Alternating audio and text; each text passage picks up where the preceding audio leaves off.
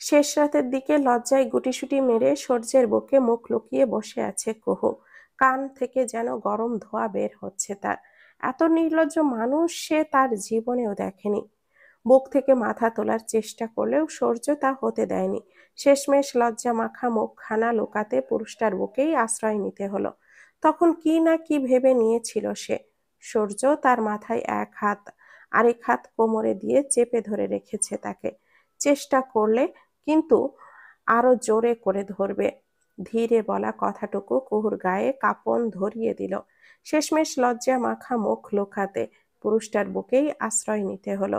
সূর্য তার মাথায় এক হাত, কোমরে আরেক হাত রেখে চেপে ধরে রেখেছে তাকে।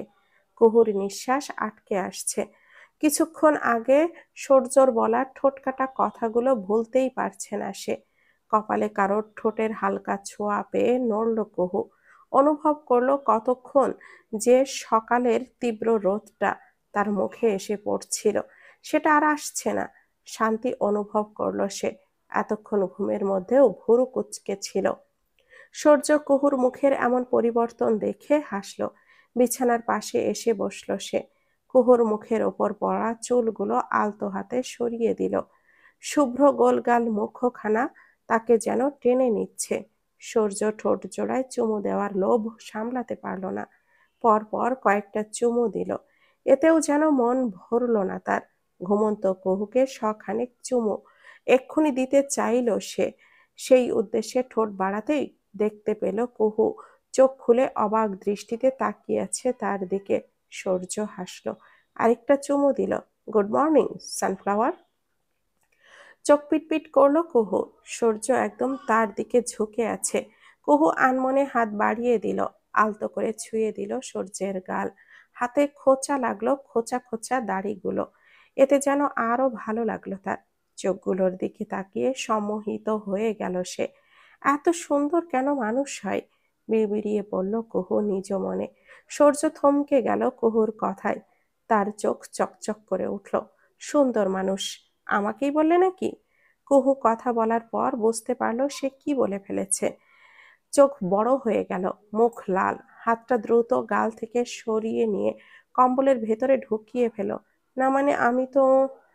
গলার শব্দটাই আটকে যাচ্ছে লজ্জায়। সূর্য আরো কাছে নেমে এলো। তার নাক কুহুর নাকের কাছে ছুঁই ছুঁই। যা বলেছ সেটা আবার বলো। কুহু চোখ নামিয়ে ফেলল সঙ্গে সঙ্গে। মনে হচ্ছে বিছানার নরম চাদরটার মধ্যে ঢুকে পড়বে। মাথা নেড়ে বলল, বলবো না। বলতে হবে। সূর্যের কণ্ঠ নিচু, আবার যেন শোনার জন্য সে উদ্গ্রীব হয়ে উঠেছে। কুহু তার সাথে স্বাভাবিক আচরণ করছে। ওইরকম একটা ঘটনার পর এরকম কিছু যেন আশা করা যায় না। মেয়েটা এত কঠিন, নিজেকে কত সুন্দর সামলে নিয়েছে। কুহু চোখ বন্ধ করে ফেলল। না। সূর্য হালকা হেসে কুহুর চিবুক ধরে মুখটা ওপরের দিকে তুলল। শ্বাসের দূরত্বটা রইল না তাদের মাঝে। সানফ্লাওয়ার, তোমার লজ্জা আমি খুব পছন্দ করি। এই যে সকালের মিষ্টি আলোয় আমার কুহেলিকাকে আজকে সানফ্লাওয়ার লাগছে।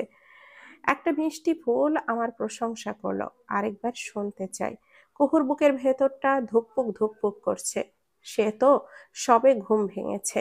এত কাছাকাছি সূর্য, আপনি অনেক। গলা শুকিয়ে এলো। সূর্য নরম ভাবে বলল, হ্যাঁ বলো। সুন্দর। ফিসফিস করে বলল কুহু, আর একটু। আর একটু কি? সূর্য যেন ইচ্ছে করে চাপ দিচ্ছে। কুহুর গা লাল হয়ে উঠেছে পুরোটা। সুন্দর।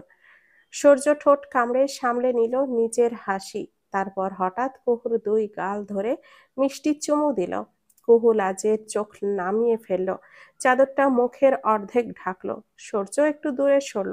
তারপর বলল, চলো ওঠো, বারান্দায় নিয়ে যাব তোমাকে। রোদ আজ মিষ্টি, আর তোমাকে কোলে করে নিয়ে যেতেই হবে। এক রোদ পাখির সাথে আরেক রোদ উপভোগ করব। এক একবার এক এক নামে তাকে ডাকছে সূর্য। কি সুন্দর সুন্দর নামগুলো। এইসব কিছুই স্বপ্ন লাগছে কুহুর কাছে। সে চাদর ধরে আরো একটু সরে গেল, যেন নিজেকে লুকাতে চাইছে। কিন্তু সূর্য একেবারেই তা হতে দিল না। চাদর সরিয়ে তার হাতটা আলতো করে ধরলো। চলো। কোথায়? ফিসফিস করে জিজ্ঞেস করলো কুহু। সূর্য সেই পরিচিত হাসিটুকু হাসলো। সেই হাসিতে কুহুর বুকের ভেতর টকটক করে কেঁপে ওঠে কিছু। বউকে নিয়ে রোদ পোহাতে যাব, আর সেই পথে। সে একটু ঝুঁকে কুহুর কানে বলল, চুমু খাবো। কুহু কিছু বলতে যাবে, কিন্তু তখনই সূর্য এক হাতে কম্বলের কিনারা সরিয়ে আরেক হাতে কুহুকে তুলে নিল, একদম সহজে, যেন ওকে প্রতিদিন এভাবেই কোলে করে ওঠায়। আহ, আরে শুনুন। কুহু আঁতকে ওঠে, দুই হাত দিয়ে সূর্যের কাঁধ আঁকড়ে ধরল। সূর্য সামান্য মাথা নিচু করে বলল, ধরে থাকো বাচ্চা মেয়ে। কুহুর শ্বাস আটকে যাচ্ছে।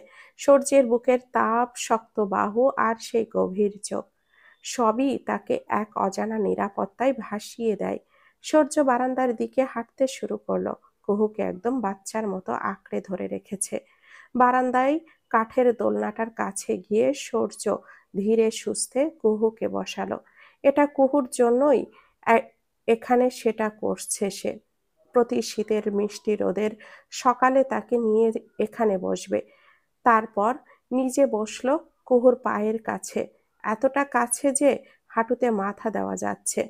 দেখো, সূর্য সামনে ইশারা করলো, রোদটাও তোমাকে দেখে হাসছে আজ। আমার সানফ্লাওয়ারকে তো এমনই রোদ মানায়। সূর্য কিছুক্ষণ নিঃশব্দে তাকিয়ে রইল। কিছু কথার দরকার নেই, শুধু তাকানোতেই যেন তার হৃদয় ডুবে যাচ্ছিল।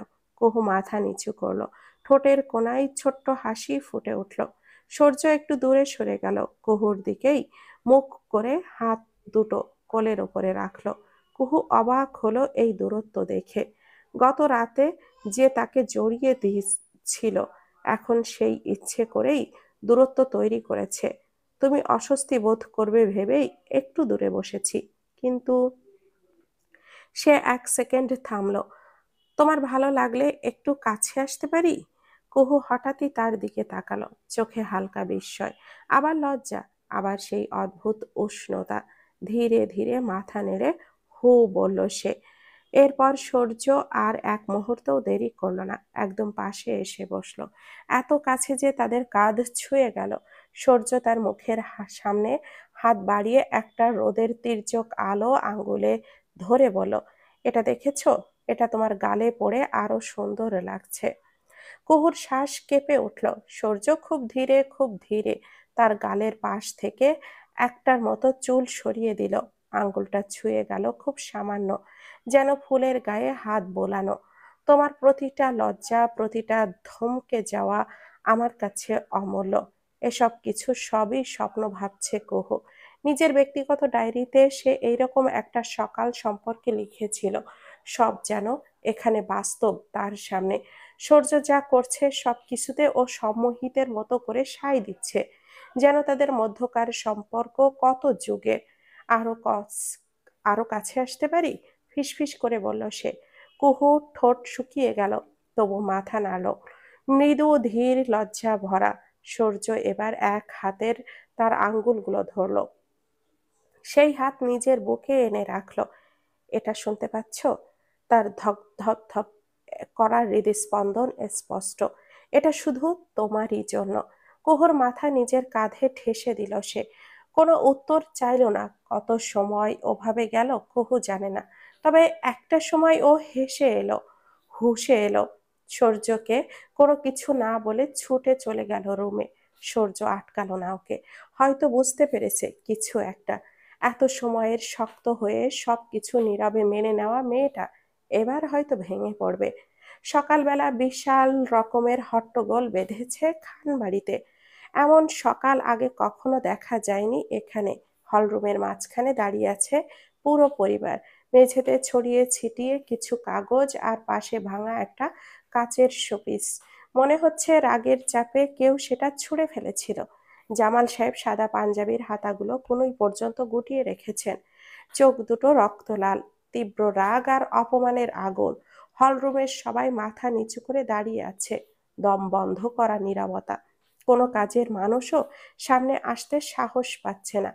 এক কোণে দাঁড়িয়ে থাকা নিবিড়ের ঠোঁটে বাঁকা হাসি, যেন এই দৃশ্যটা উপভোগ করছে। তার পাশে দাঁড়িয়ে আছে রাহা বউ বেশে।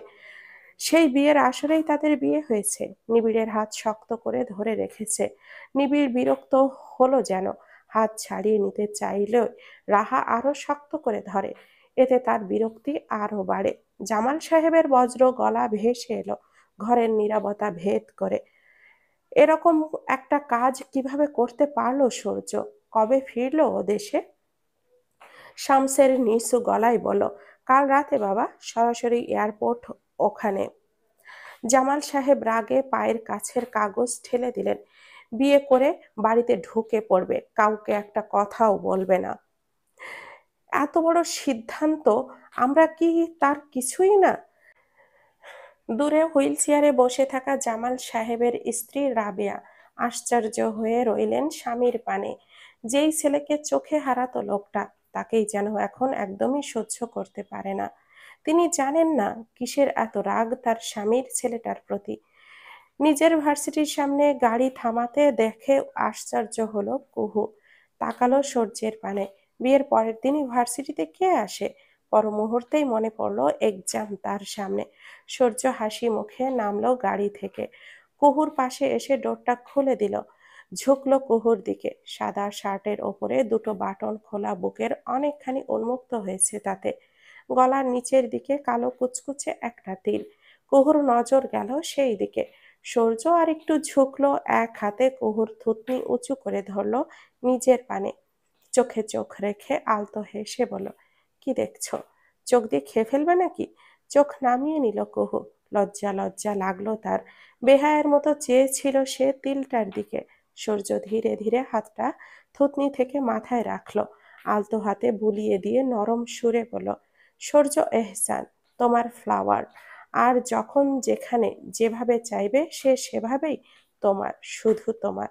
কুহু তাকালো তার চোখের পানে। সমুদ্রের মতো গভীর চোখ জোড়ায় স্পষ্ট অনুভূতিগুলো দেখা যাচ্ছে।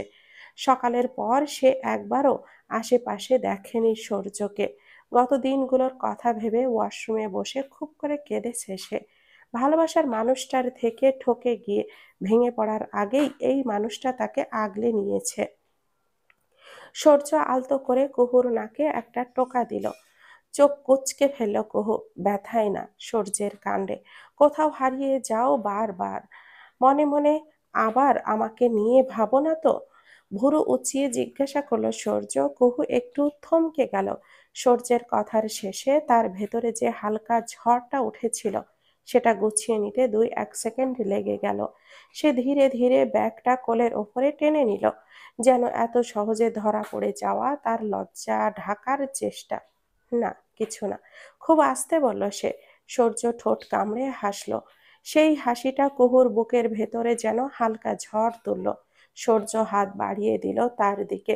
কুহু দরজা খুলে নামতেই সূর্য এক পাশে সরে দাঁড়ালো। কুহু হালকা বাতাসে ওড়া চুল সরিয়ে কাঁধে ফেলতেই সূর্য তাকে একবার দেখল, দ্রুত কিন্তু মন ভরা দৃষ্টিতে। গেটের সামনে দাঁড়িয়ে থাকা রুনা, ফাহিম কুহুকে দেখে দৌড়ে এলো তার দিকে। ততক্ষণে গাড়িতে বসে পড়েছে সূর্য। কুহু তাদের মধ্যে চলে যেতেই সে গাড়ি নিয়ে তৎক্ষণাৎ বেরিয়ে গেল সেখান থেকে। তাকে চলে যেতে দেখলো কুহু। এই দেখ ফাহিম, এইদিকে। একদিনই ভোল বদলে গেছে। বউ বউ ভাব বের হচ্ছে না? রোনা খোঁচা দিল। ফাহিম তাল মেলালো তার সাথে। জামাই রেখে গেল নাকি? বেশ তো, ভিআইপি ট্রিটমেন্ট। কুহু হালকা হাসলো, কিন্তু ভেতরে ভেতরে একটু টান লাগলো। সূর্যর গাড়ি মোড় ঘুরে অদৃশ্য হয়ে গেছে অনেকক্ষণ আগে, কিন্তু তার মনে হচ্ছে লোকটা যেন এখনো কাছেই আছে, যেন ঠিক পাশ ঘেঁষে দাঁড়িয়ে আছে। কিরে, চুপ কেন? রুনা কনুই দিয়ে গুঁতো দিল। কিছু না, কুহু বলল। গলাটা একটু শুকনো শোনালো। তার তিনজন ভেতরে ঢুকতেই কুহুর ফোনটা কাঁপলো, স্ক্রিনে ভেসে উঠল, ক্লাস শেষ হলে জানিয়েও নিয়ে যাব। এই একটা লাইনে যতটা যত্ন ততটাই দখল। কুহুর বুকের ভেতর হালকা কাঁপুনি নামলো। তাকে কেউ এভাবে নিজের মতো করে দেখেনি কখনো। নিবিড় আর সে একই ভার্সিটির, 1 ইয়ার সিনিয়র নিবিড়। তাদের মধ্যে প্রেমের সম্পর্ক থাকলেও কখনো সেটা প্রকাশ্যে আসেনি। নিবিড়ের কারণেই সবার আড়ালে ছিল তা। এরকম যত্ন সে কখনো পায়নি নিবিড়ের থেকে। রুনা ফোনে চোখ পড়তেই আবার শুরু করলো, ওই কি মেসেজ? প্লিজ শেয়ার করবি না তোর রোমান্টিক চ্যাট? আমরা সিঙ্গেল মানুষ, মানসিকভাবে ভাঙা। কুহু তাড়াতাড়ি করে ফোনটা ব্যাগে ঢুকিয়ে ফেলল। তার এই দুই ফ্রেন্ডের মতো নির্লজ্জ মনে হয় না পৃথিবীতে জন্ম নিয়েছে। দুটো মাঝে মাঝে কিছু কথাই কুহুর মনে হয় মাটির তলে ঢুকে যেতে। কুহু হকচকিয়ে বলল, কিছু না, ক্লাসের ব্যাপার। ও তাই কি? ফাহিম হেসে বলল, দুলাভাই আবার কবে থেকে ক্লাসের সি আর ওলো? কুহু চোখ ঘুরিয়ে দিল। লজ্জা অস্বস্তি সব মিলে মিশে যাচ্ছে। দোস্ত, তোর জামাইকে সামলে রাখিস। অত সুন্দর পুরুষ মানুষ জীবনে দুটো দেখিনি। কি সিনেম্যাটিক স্টাইলে তুলে নিয়ে গেল তোকে, তারপর আবার প্রিন্সেস ট্রিটমেন্ট।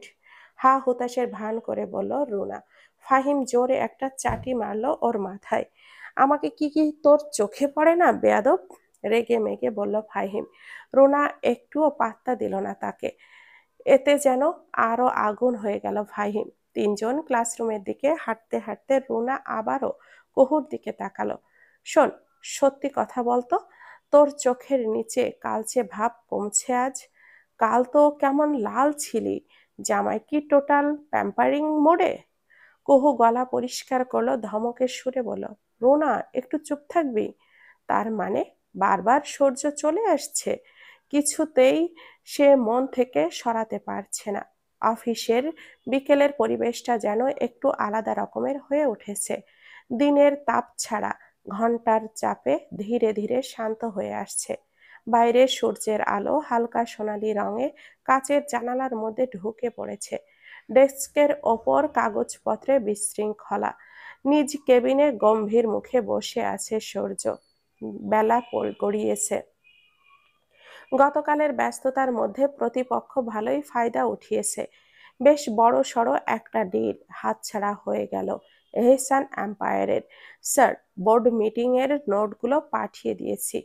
রাহাত কেবিনে ঢুকে বলল। সূর্য মাথা তুলল না। আরো কিছু?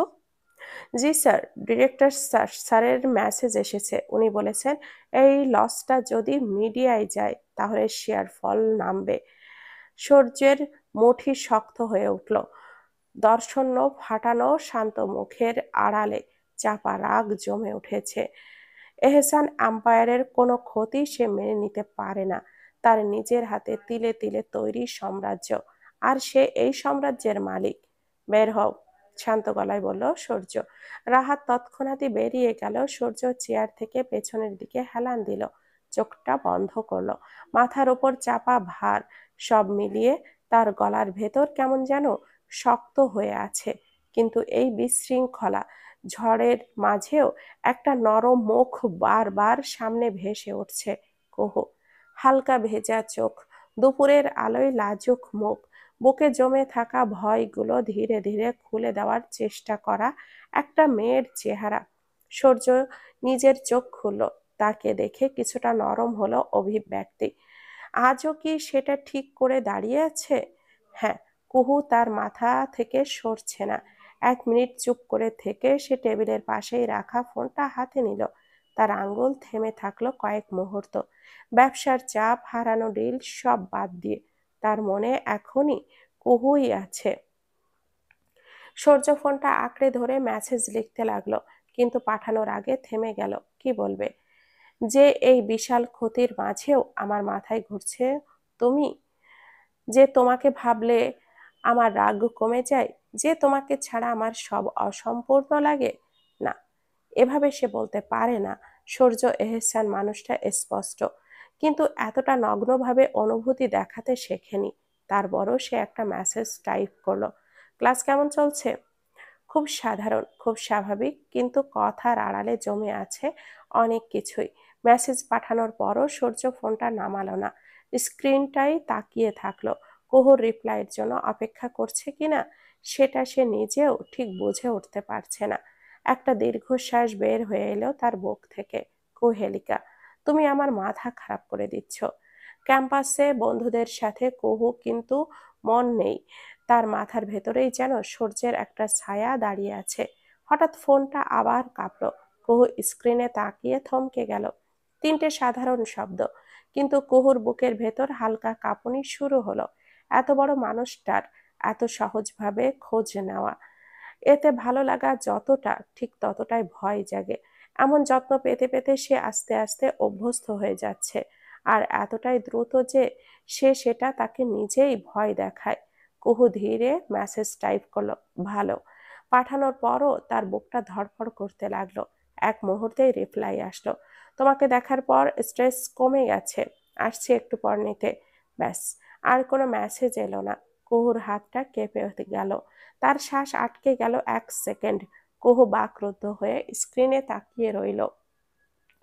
আর সূর্য তার কেবিনে বসে ফাইলের স্তূপ সরিয়ে রেখে ফোনের স্ক্রিনে তাকিয়ে হালকা একটা হাসি দিল। কুহু তাকিয়ে ছিল ফোনের দিকে। ঠিক তখনই কেউ নিচে একজন ছিনিয়ে বলল তার হাত থেকে ফোন। কুহু মুখ তুলে তাকালো নিবিড় এর মুখোমুখি আবার হতে হলো তাকে। কি করবে এখন? কুহু এক মুহূর্তের জন্য স্থির হয়ে রইল। ধমক দেওয়ার মতো শক্তি তার ভেতরে নেই, শুধু চোখ দিয়ে সে তাকাচ্ছে। রাহা নিবিড়ের একটা হাত ধরে দাঁড়িয়েছে। কুহুর নজর সেই দিকে গেল। বিয়ের আসরে ভিডিওতে দেখা দৃশ্য মুহূর্তেই তার চোখের সামনে জ্বলজ্বল করে উঠল। ঘৃণায় গা গুলিয়ে এলো তার। সে মনে মনে বারবার চাইছে সূর্য আসুক এই সময়, তাকে সামলাক। নিবিড় বিকৃত একটা হাসি দিল। হাসিটা ঠোঁটের কোণে রেখে ফোনটা নিজের হাতে ওজন করে দেখল, যেন এটা কোনো খেলনা। সূর্য এহসানকে খুব আপন করে ফেলেছ দেখছি। কুহু কিছুক্ষণ চুপ। রাহা যেন পরিস্থিতিটা বেশ উপভোগ করছে। ফোনটা দাও, কুহু শান্ত গলায় বলল। শান্ত কিন্তু ভেতরের ভেতরে কাঁপছিল নিবিড়। এগিয়ে এলো এক ধাপ। কেন? এমন কি আছে যে লুকাতে হবে? নাকি সে তোকে বলেছে আমাকে এড়িয়ে চলতে? কুহুর বুকের ভেতরটা শক্ত হয়ে গেল। কিছুতেই সে স্থির হতে পারছে না। কুহু আবার বলল, ফোনটা দাও। নিবিড় এক চুল হাসলো। তুমি আমাকে বাদ দিয়ে বাঁচতে পারবে না, সে যতই প্রভাবশালী হন না কেন। আর সে টিকবে কতক্ষণ? ততক্ষণে অনেক ঘিরে দাঁড়িয়েছে তাদের। এবার রাহা হালকা মাথা কাত করলো। চল নিবিড়, সবাই দেখছে। নিবিড় ফোনটা 2 আঙ্গুলে ধরে একটু খেলতে খেলতে বলল, নিতে চাও? নাও। কুহু হাত বাড়ালো, যেন সত্যি দিচ্ছে। সাবধানে হাত তুলল। ঠিক সেই মুহূর্তে নিবিড় হঠাৎ হাতটা উল্টো দিকে ঝাঁকিয়ে ফোনটা নিচে ছুড়ে দিল। কুহুর বুকটা ধক করে উঠল। আজই সূর্য তাকে ফোনটা দিয়েছে। সে নিবিড় বলে উঠল চেঁচিয়ে।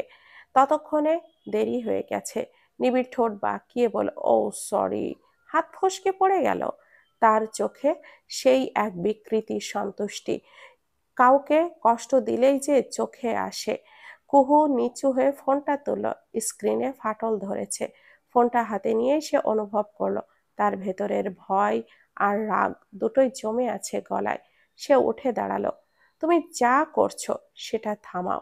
ক্যান্টিনে উপস্থিত থাকা কেউই এগিয়ে এলো না। বড়লোক বাপের বিগড়ে যাওয়া ছেলে হিসেবে সবাই চেনে তাকে। খান পরিবারের সাথে যেচে ঝামেলা বাঁধানো মানে লাইফ শেষ। কুহু কথা বাড়াতে চাইল না, পাশ কাটিয়ে চলে যেতে লাগলো সে। ফাহিম রুনাও তার সঙ্গ নিল, কিন্তু এত সহজে কি আর যেতে পারলো? রাহা পা এগিয়ে দিল কুহুর সামনে। তৎক্ষণাৎ নিচে পড়ে গেল সে। মুহূর্তে ভিড়ের মধ্যে কতজন হেসে উঠল। লজ্জায় মাথা নিচু করে ফেলল কুহু। রোনা আর ফাহিম এগিয়ে এলো তাকে তুলতে। রোনা চিৎকার করে উঠল, এর ফল ভালো হবে না।